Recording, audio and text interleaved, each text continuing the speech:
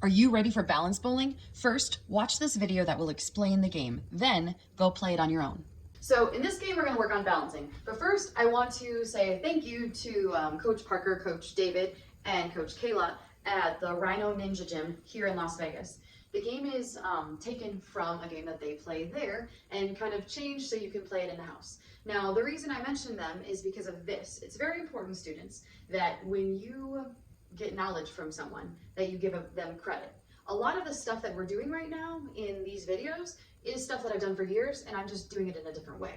So most of it, I'm not giving credit to anybody because they're ideas that I don't know where the credit goes, or maybe I came up with them myself. But this one, I do know.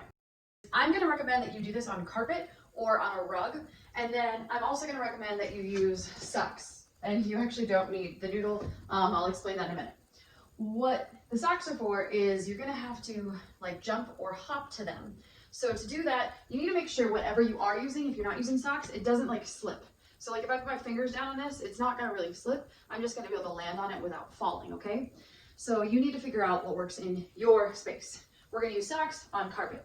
Now what the noodles are for is, I'm gonna start on one side and get past the other one. But you really don't need those markers. You could always use something like, my starting point is on this side of the table, and then my ending point for this is making it past the door, so on that side of the door. This is about, I don't know, I'm not sure that I'm good at measuring in my mind, but I would say it's at least over 6 feet. So you're gonna want like maybe 6 to 12 feet of distance when you're doing this. And what I have right now is I have 4 really long socks, and then I have some other options that I'll show you in a minute.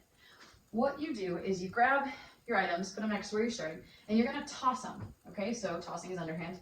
And you need to be able to make it from here to there without touching the ground, the carpet here. So from here to there might be difficult. It just depends on how long your legs are and how far you can jump. And I don't know, where else makes sense? Maybe over there? So for me, with longer legs, I'm just kind of walking on them, and ta-da, I made it. That was way too easy. So I'm gonna make it more difficult for myself. And I'm actually gonna only use 2 of these. Okay, so I'll use this one, and you always toss it from where you're starting. And so that one's a little further. Maybe I'll give myself a closer one. And we'll go there. So I go from here to here to there. Still, because I have long legs, this is kind of easy. Some of the options of what I could do is I could make my space a little bit longer, or I could go with 1 sock. All right, so let's start with 1. And I'm gonna try to toss in the middle. Okay, so I cannot touch the ground. I have to get to there. Maybe the noodle's not the best choice to have on the ground because I could have hurt myself. That shows you right there that your best thing might be just using a marker and knowing you made it past the door. Okay? Things that could make this a little more challenging. What you could do is you could turn the socks and kind of put them together.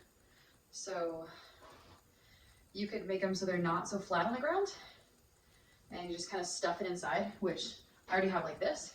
So what you do is you toss it, and then you toss it, and you're gonna kind of land with your toes on it, like this, okay? Or it could be like that, but I'm gonna land and try to balance on it. I mean, well, I touch the table, but you could touch the ground. The goal is to land on it though and be able to maintain your balance.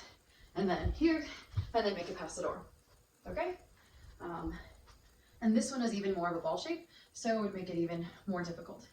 You may have different objects that this would work with, but make sure whatever objects you're using, like, I know the marker board that we use when we explain the soccer stuff, if we were to put that on the ground, look how that slips. It's not safe. So test things out first, and if they're not safe, then don't use them. So go ahead and you guys find your stuff to be able to play this game yourself.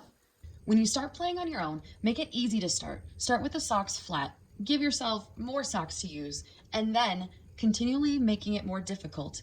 See what amazing things you can do.